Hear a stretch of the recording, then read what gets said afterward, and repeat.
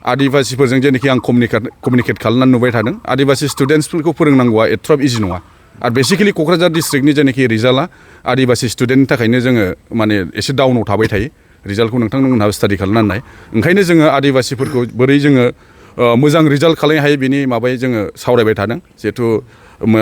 माखासे सराइबिल एरियाजों दङ बेयाव रिजाल्टफ्रा जाहाथे गाज्रि जायो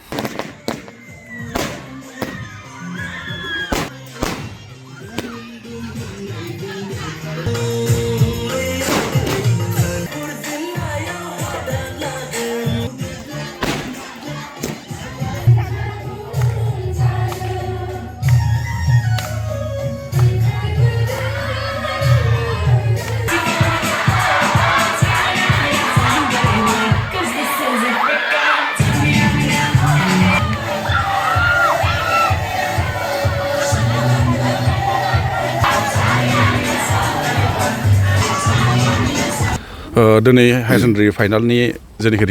रिजाल्टखौ दिनै डिक्लेयार खालामबाय आरो बे डिक्लेयार खालामनायाव आङो जोबोद गोजोननाय मोन्दों स्पेसियेलि कस्तुरबा गान्धी बालिका बिद्यालया टटेल मोनब्रै दं दा बे मोनब्रैनि गेजेराव गासैयावबो 100% रिजाल्ट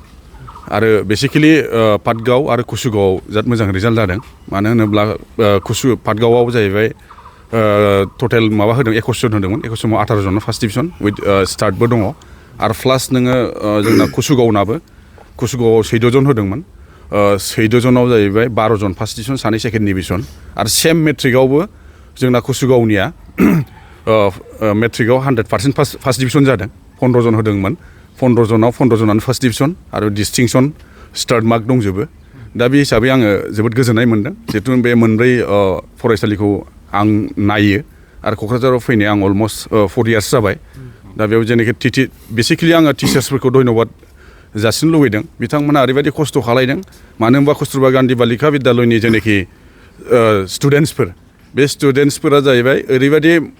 फेमिलिनिफ्राय फैनाय माने सोरबा बिमा बिफा गैयि मेट्रिकआव पास जानाय सेकेन्डारियाव पास जानायफ्राबो बिमा बिफा गैयिबो दङ आरो बै गथ'फ्रा जेब्ला जों बेयाव लाबोजेनदोंमोन इभेन आंबो नुदों बै गथ'फ्रा जेबो रोङामोन क्लास 6 मोनबाबो खुनु ABCDबो रोङा दा बेखौ बिथांमोनहा ओरैबायदि खस्थ'यै फोरोंनानै नैबे लेभेलाव लाबोनो हाबाय आरो प्लास सेम गासैयावबो कुसुगावआव बेनो बिमा बिफा गैयि दङ आरो ड्रप जानाय दङ आरो ड्रप जानायखौ जोङो RSTCआव लांग्रोयो बेयाव स्पेसियेल ट्रेनिं होयो दा स्पेसियेल ट्रेनिं जास्ट 6 मोनबाय 6निफ्राय बाव 8आव 7आव हरो सोरखौबा 6आव हरो दा बेयाव जाहैबाय बे गथ'फ्रा एकदमबारे जास्ट लिरनो रोंनानैल' फैयो आरो दा बेयाव जाहैबाय फोरोंगिरिफोरनि स्पेसियेलि नाजानायनि थाखाय जोंनि जेनाखि पाटगाव अभारअल मोनब्रै KGBBआव जा मोजां रिजाल्ट जादों आरो बे रिजाल्ट जानाया जाहैबाय जोंनि बिथां फोरोंगिरिफोरनि नाजानायनि थाखायनो जादों आंखौ सानदों आरो लोगोसे जिथु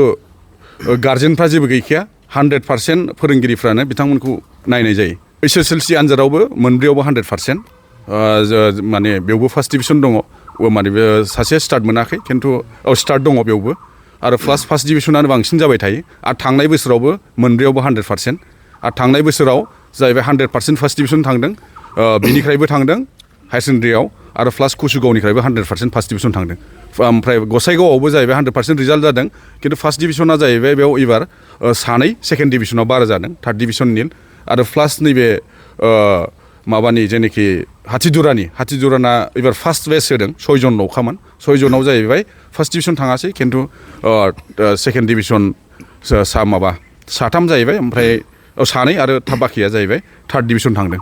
आरो बिसोरनिया माने ओरैबायदि आदिबासि स्टुडेन्टस आं बेयावबो नुबाय थादों आदिबासिफोरजों जेनाखि आं कमिउनिकेट खालामनानै नुबाय थादों आदिबासि स्टुडेन्टसफोरखौ फोरोंनांगौआ एथ्राब इजि नङा आरो बेसिकेलि क'क्राझार डिस्ट्रिक्टनि जेनाखि रिजाल्टआ आदिबासि स्टुडेन्टनि थाखायनो जोङो माने एसे डाउनाव थाबाय थायो रिजाल्टखौ नोंथांमोनहाबो स्टाडि खालामनानै नाय ओंखायनो जोङो आदिबासिफोरखौ बोरै जोङो मोजां रिजाल्ट खालामनो हायो बेनि माबायै जोङो सावरायबाय थादों जिहेथु माखासे सराइबिल एरियाजों दङ बेयाव रिजाल्टफ्रा जाहाथे गाज्रि जायो मानो होनोब्ला बिथांमोनहा ओरैबायदि आङो जिहेथु बे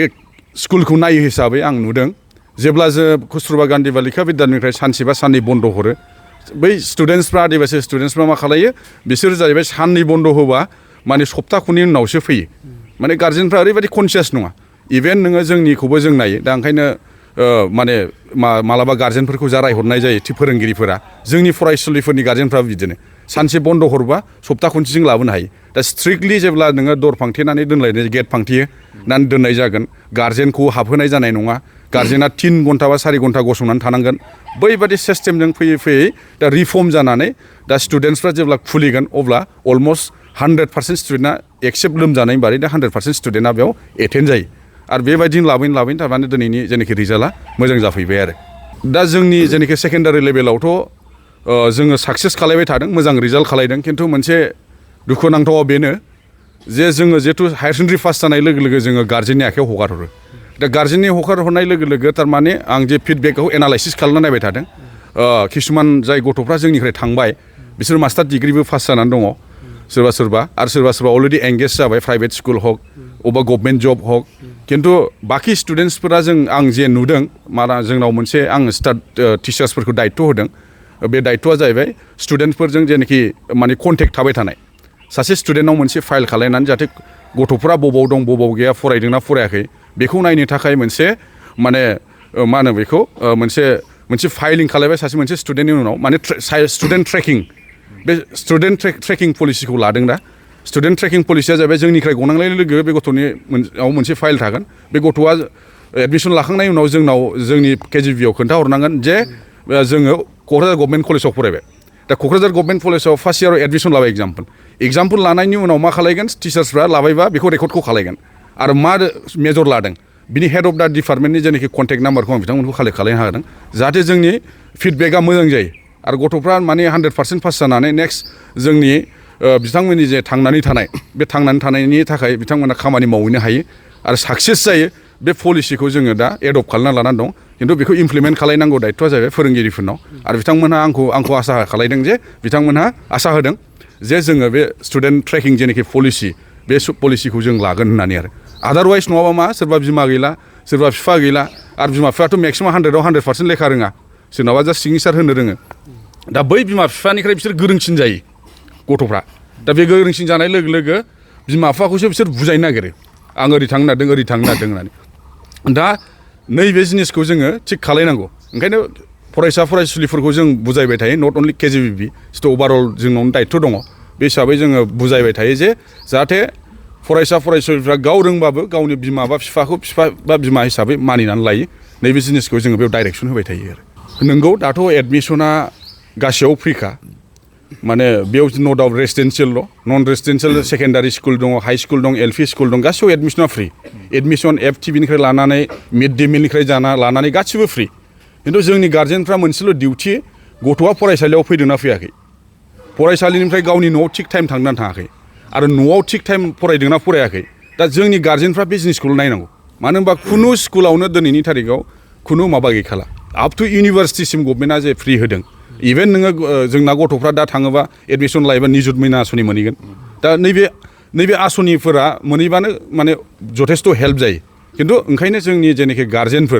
गार्जेनफोरनि दायित्वआ मोनसेल'नो जे गावनि गथ'आ ओंखाम जादोंना जायाखै गावनि गथ'आ थिग मथे टाइमाव फरायसालियाव फैदोंना फैयाखै आरो न'आव थांनानै गथ'आ फरायदोंना फरायाखै नैबे जिनिसखौल' बिथांमोना नायनांगौ आरो